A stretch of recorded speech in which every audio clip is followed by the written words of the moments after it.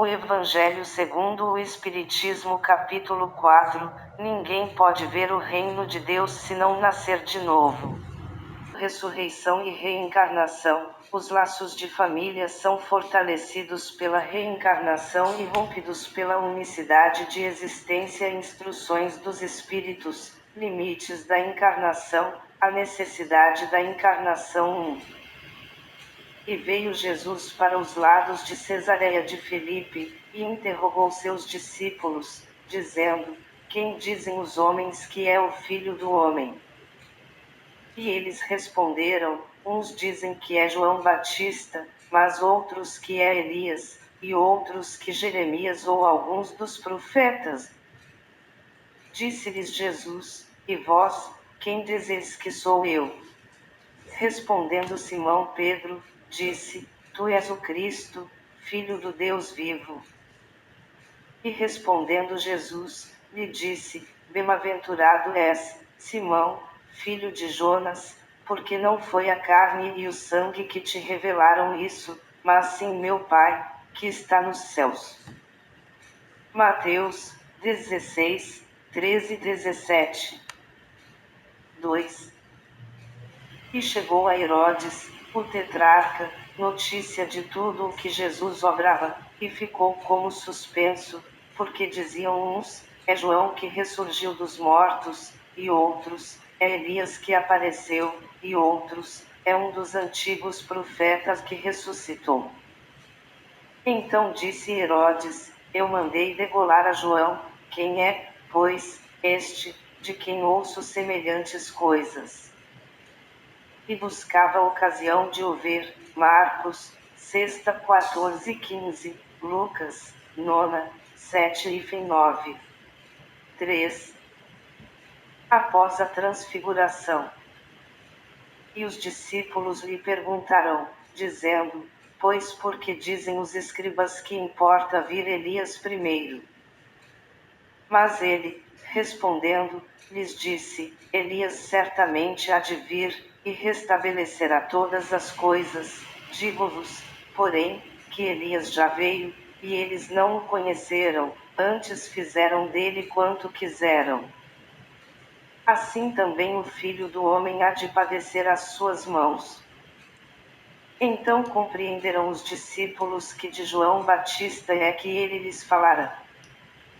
Mateus 17, 10, 13, Marcos 18, 10, 12.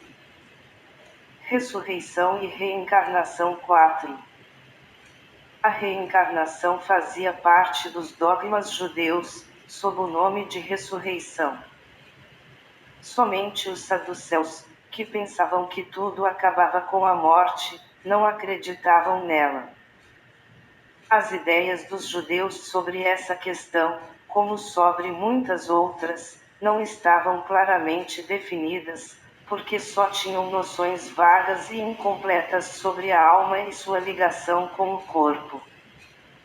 Eles acreditavam que um homem podia reviver, sem terem uma ideia precisa da maneira por que isso se daria, e designavam pela palavra ressurreição o que o Espiritismo chama, mais justamente, de reencarnação. Com efeito, a ressurreição supõe o retorno à vida do próprio cadáver, o que a ciência demonstra ser materialmente impossível, sobretudo quando os elementos desse corpo já estão há muito dispersos e consumidos. A reencarnação é a volta da alma ou espírito à vida corpórea, mas num outro corpo, novamente constituído, e que nada tem a ver com o antigo. A palavra ressurreição podia, assim, aplicar-se a Lázaro, mas não a Elias, nem aos demais profetas.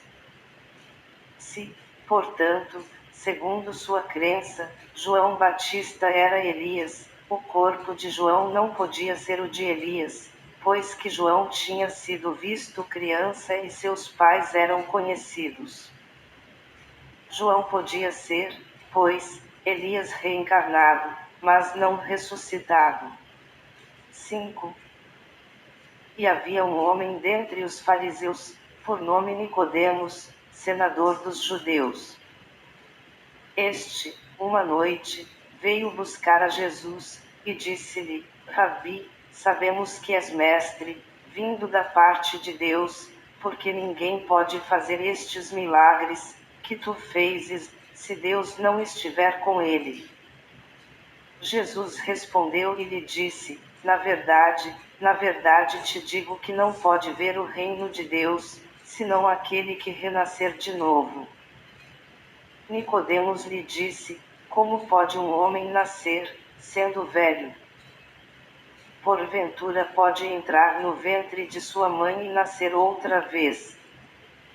Respondeu-lhe Jesus: em verdade te digo que quem não nascer da água e do Espírito, não pode entrar no reino de Deus. O que é nascido da carne é carne, e o que é nascido do Espírito é Espírito. Não te maravilhes de eu te dizer que importa-vos nascer de novo. O Espírito sopra onde quer, e tu ouves a sua voz, mas não sabes de onde ele vem, nem para onde vai. Assim é todo aquele que é nascido do Espírito. Perguntou Nicodemos: como se pode fazer isto? Respondeu Jesus: tu és mestre em Israel, e não sabes estas coisas. Em verdade te digo, que nós dizemos o que sabemos, e damos testemunho do que vimos, e vós, com tudo isso, não recebeis o nosso testemunho. Se quando eu vos tenho falado das coisas terrenas, ainda assim não me credes, como creríeis, se eu vos falasse das celestiais? João, 3, 1:12, 6. A ideia de que João Batista era Elias, e de que os profetas podiam reviver na terra, encontra-se em muitas passagens dos evangelhos, notadamente nas acima reproduzidas, nos 1,2 e 3. Se essa crença fosse um erro, Jesus não deixaria de combatê-la, como fez com tantas outras. Longe disso, porém, ele a sancionou com toda a sua autoridade, e a transformou num princípio, fazendo-a a condição necessária, quando disse: ninguém pode ver o reino dos céus, se não nascer de novo. E insistiu, acrescentando: não te maravilhes de eu ter dito que é necessário nascer de novo. 7. Estas palavras, se não renascer da água e do Espírito, foram interpretadas no sentido da regeneração pela água do batismo. Mas o texto primitivo diz simplesmente, não renascer da água e do Espírito, enquanto que, em algumas traduções, a expressão do Espírito foi substituída por do Espírito Santo, o que não corresponde ao mesmo pensamento. Esse ponto capital ressalta dos primeiros comentários feitos sobre o Evangelho, assim como um dia será constatado sem equívoco. 3. 8. Para compreender o verdadeiro sentido dessas palavras, é necessário reportar a significação da palavra água, que não foi empregada no seu sentido específico. Os antigos tinham conhecimentos imperfeitos sobre as ciências físicas, e acreditavam que a Terra havia saído das águas. Por isso, consideravam a água como o elemento gerador absoluto. É assim que encontramos no Gênesis: o Espírito de Deus era levado sobre as águas, flutuava sobre as águas, que o firmamento seja feito no meio das águas, que as águas que estão sob o céu se reúnam num só lugar, e que o elemento árido apareça, que a água produza animais viventes, que nadem na água, e pássaros que voem sobre a terra e debaixo do firmamento.